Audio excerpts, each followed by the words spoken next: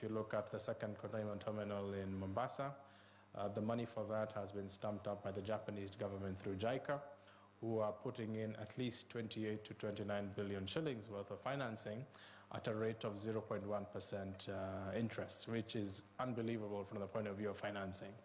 So if we can get more of those concessional funding type frameworks in to try to bridge that gap, that will help.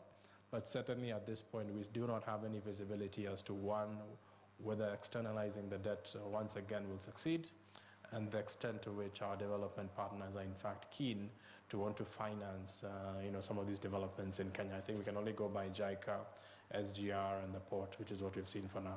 Right.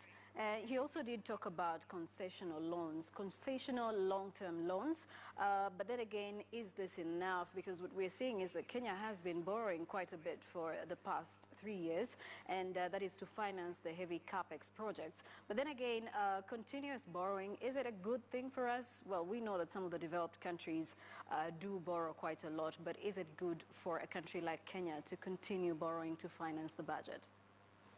I think the real question here is not even about the borrowing.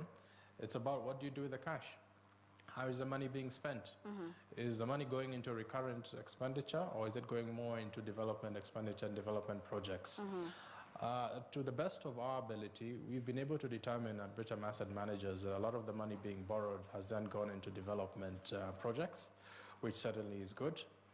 But we've also had a problem of accounting where we are unable to account, and I mean we as government, or Kenya, we're unable to account and really say that down on the ground, this is where the money has gone. Because we have obviously seen reports that some of the monies that have been borrowed have simply been lumped and commingled into the exchequer and then drawn down to support the counties and so on and so forth. Right. So I think a detailed accounting is what would enable Kenyans to have the confidence that the money certainly is being used as per the original intended purpose.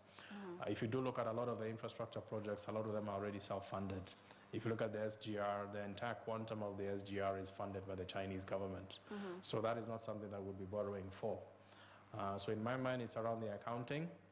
But if you do look at the actual thresholds, and the threshold that we now have is about 53% of GDP. Yes. We are a long way away from any alarm bells beginning to ring.